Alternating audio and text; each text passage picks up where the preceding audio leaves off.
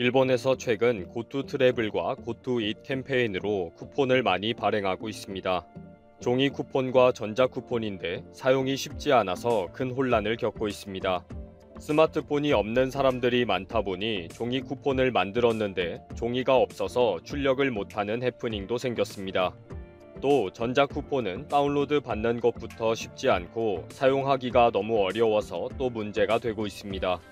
최근 한국도 여행과 외식 쿠폰 등을 발행했는데 너무 비교가 됩니다. 전산화가 안 되어 있어서 생기는 개그 콘서트 같은 혼란이 매일 생기고 있습니다. 지난 7월 22일부터 시작된 고투 트래블 캠페인에서 쿠폰 사용에 대해 이미 어른들의 불만이 많이 터져 나왔습니다. 쿠폰 사용 방법을 모르겠다. 종이 쿠폰을 그냥 갖다 버렸다. 겨우 스마트폰에 다운받았는데 전자 쿠폰 사용을 포기했다. 등의 원성이 자자했습니다. 많은 경우가 자녀가 전자 쿠폰을 다운로드 받아줬는데 막상 부모가 사용법을 몰라서 쿠폰 사용을 못했다입니다. 스마트폰이 있는 어른들일지라도 대부분 전화와 유튜브 시청용으로만 사용해왔기 때문이라는 것입니다. 특히 종이 쿠폰은 취급하는 점포가 전자 쿠폰 업체보다 많고 스마트폰이 없어도 사용할 수가 있고 어르신도 사용할 수가 있기 때문에 인기가 높습니다. 실제로 일본에서는 스마트폰의 사용자가 적기 때문에 어쩔 수 없이 종이 쿠폰을 사용해야 하는 어른들이 많습니다. 그런데 어렵게 신청하고 현지에서 프린트하려고 하니까 종이가 없다고 하는 황당한 일이 발생했습니다. 패밀리마트 편의점은 10월 14일부터 순차적으로 판매를 하고 있었던 고투잇 캠페인의 프리미엄 식사권이 용지 부족으로 일시적으로 프린트 서비스가 중지되고 있다고 밝혔습니다. 패밀리마트 측은 예상을 웃도는 발권이 되어서 종이가 부족했다. 현재 용지 증산을 서두르고 있다. 11월 16일 14시경부터 발권이 시작될 수 있도록 노력하고 있다. 라고 했습니다. 현재는 도쿄도와 히로시마 현에서의 발권은 전면 중지되었으며 앞으로 두 지역 외에도 발권할 수 없는 점포가 더 발생할 것으로 보고 있습니다. 또 외식 쿠폰은 사용하기가 너무 까다로워서 밥 한 번 먹다가 소화불량 걸리기 십상이라고 합니다.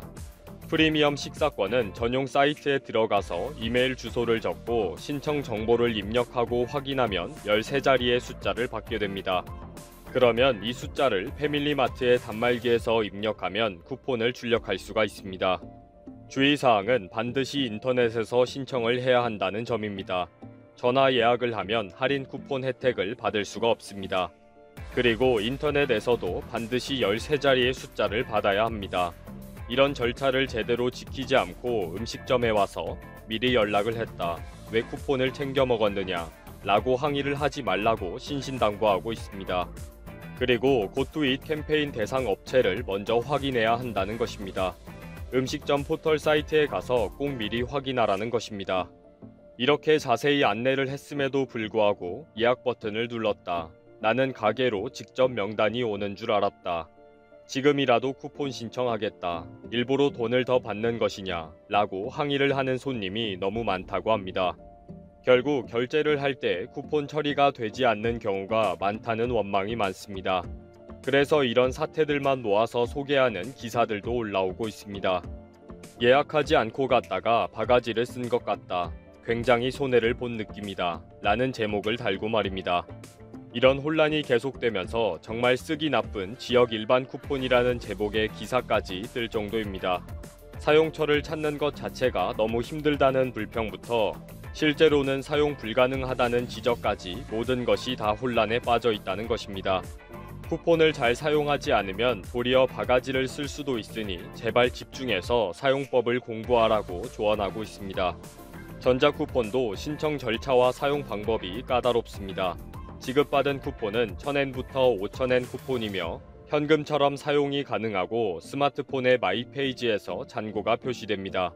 실상의 현금 통장인 것인데 이런 전자 쿠폰도 사용하기가 쉽지 않다는 것입니다.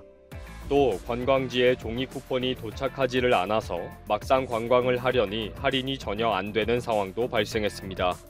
10월 1일부터 관광지의 호텔에 숙박을 하면 15% 할인 지역 일반 쿠폰을 받을 수가 있도록 했습니다.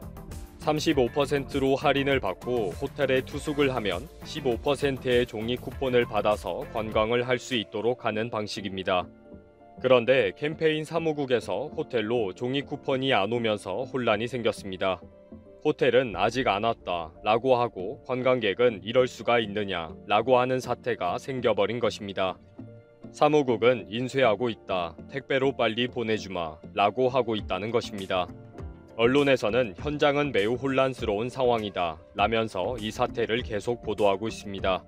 네티즌들은 교토에 있는 호텔 근처에는 종이 쿠폰을 사용하는 곳이 없다, 너무 어렵다, 전자 쿠폰이 되는 곳도 실제 몇 곳 없다, 종이 쿠폰을 다시 받는 것이 좋다, 전체적으로 허둥지둥 너무 혼란스럽다 등 관련 댓글이 수천 개가 쏟아질 정도입니다.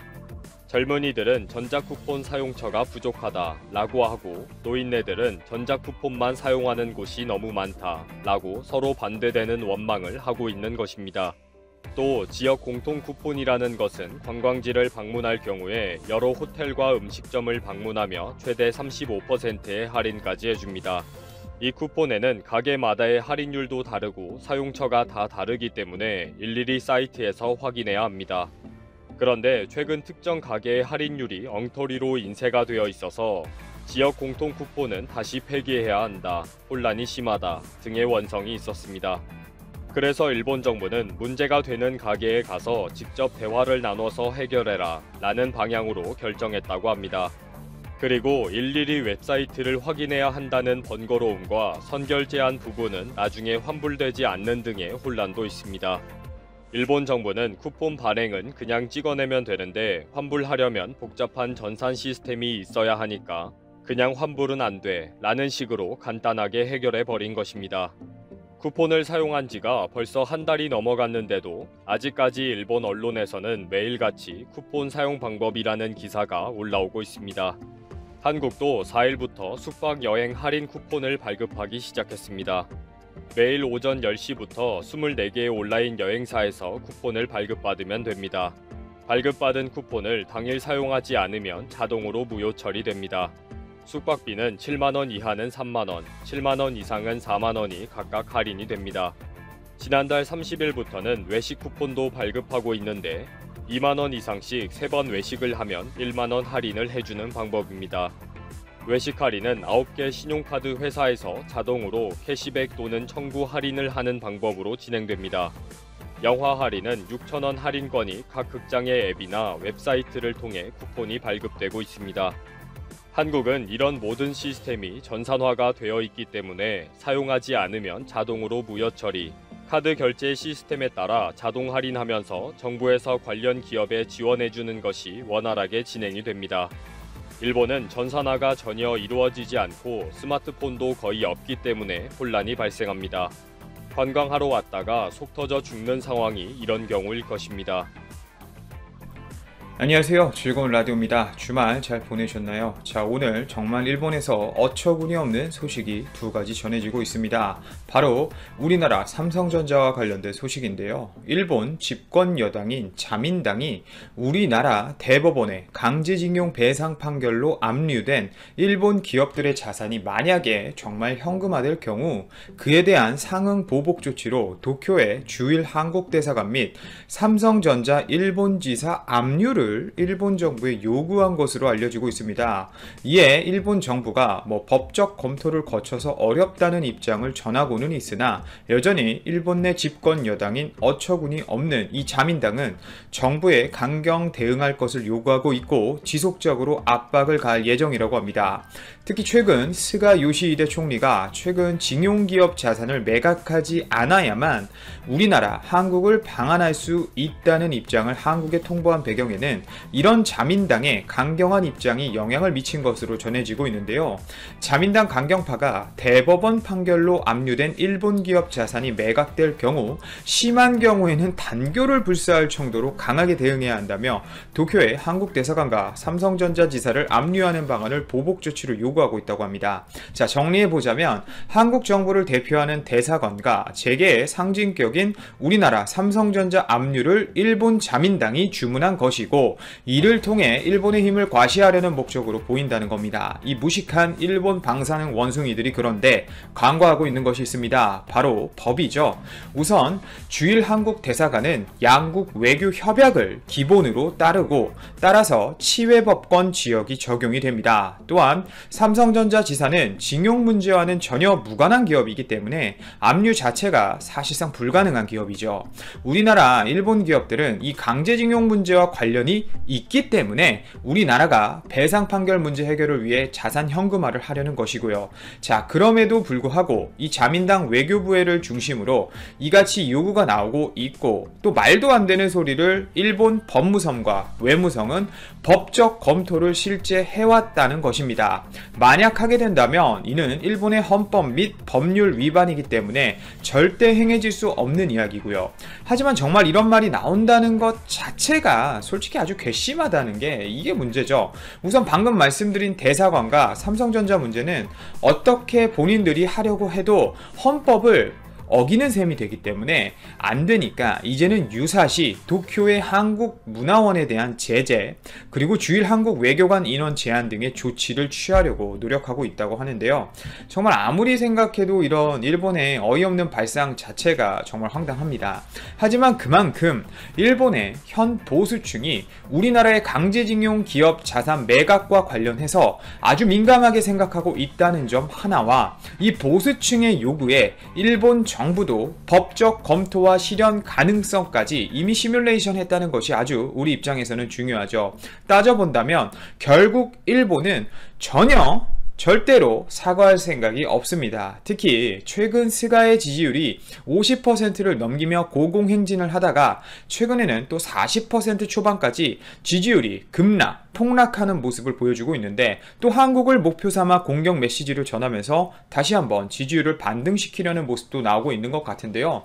일본이 현재 어떻게 움직이고 있냐? 우선 일본 정부는 우리나라 일본 징용기업 자산 매각에 대비해서 전 정부 차원에서 외교적, 국제적, 그리고 경제적, 정치적 차원의 보복 조치를 준비해 놓고 있다고 합니다.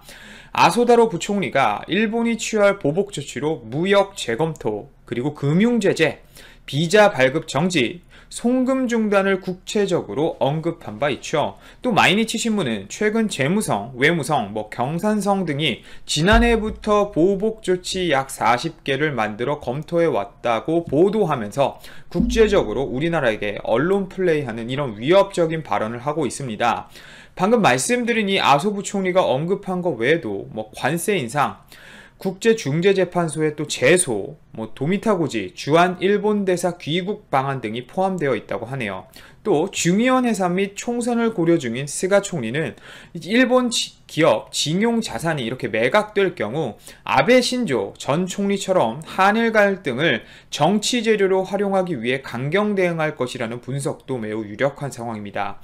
아베 총리, 전 총리죠. 지난해 7월 참의원 선거를 딱 20일 앞두고 우리나라 반도체 업계를 때리기 위해 반도체 부품 등의 대한 수출 규제를 실시하면서 징용배상 문제를 아주 정치적으로 활용한 바가 있죠. 그리고 어제죠.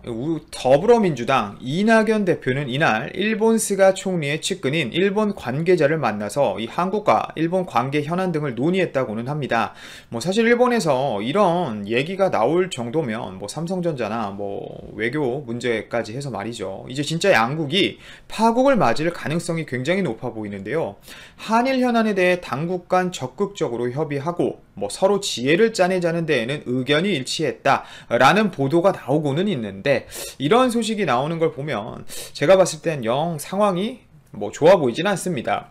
양국이 내세우는 이 기본적인 원칙이 너무 노선을 달리하기 때문이겠죠. 어찌되었건 제가 말씀드리고 싶은 건 일본이 아직도 정신을 못 차렸고 우리나라를 지속적으로 찌르려고 노력하고 있다는 점입니다. 작년에 이어 최근 일본이 우리나라에게 이렇다 할 만한 보복 조치를 하고 있지는 않습니다만 여전히 일본은 치밀하게 준비 중이라는 것이죠. 자, 그리고 또 미국과 중국의 관계가 최악으로 또 치닫고 있습니다. 증시에도 영향이 많을 것 같은데 이제 중국이 미국을 아예 따라하는 모습을 보여주고 있는데요. 우리나라에게까지 피해가 우려되어 심각한 문제가 될 수 있다고 합니다. 중국이 국가 안보에 위해를 가하는 기업이나 개인에 제재를 가할 수 있는 수출관리 법안을 통과시켰다고 합니다. 자, 이렇게 됨으로써 결국 미국과 중국 관계 또한 우리나라와 일본의 관계처럼 치닫고 있는 것으로 보입니다. 미중 무역 전쟁이 우선 합의점에 이르렀지만 결국 깨진 판이 되는 것이죠. 이 법안은 오는 12월 1일부터 시행에 들어간다고 하는데요. 이에 따라 분쟁 상대인 미국 기업들은 물론 사안이 심각해지면 따라서는 중국 현지에 진출한 우리나라 한국 업체들이나 개인들도 직접적인 타격을 받을 수 있다는 지적이 제기되고 있어 현재 우리나라에서도 주의를 기울이고 있습니다. 당장 수출관리법의 제재 대상이 되는 물품은 대규모 살상 무기 및 운반, 도구, 설계, 개발, 생산 관련 물품, 또 핵무기, 생화학 무기 등 테러 용도의 물품 등이라고 하는데요. 군사적 물품들이 좀 대부분인데, 자, 이 제재 리스트 자체가 중국 국무원과 중앙군사위원회에서 정한다고 하는데, 제재 대상 자체가 대부분 군사 분야이긴 하지만 여러분, 첨단 기술 자체가 대부분 군사 기술과 연관되는 걸 알고 계시죠? 따라서 첨단 기술을 하는 일반 기업들도 사실상 중국이 마음만 딱 먹고 제재를 가하고 싶다면 언제든지 제재 대상에 오를 수 있다.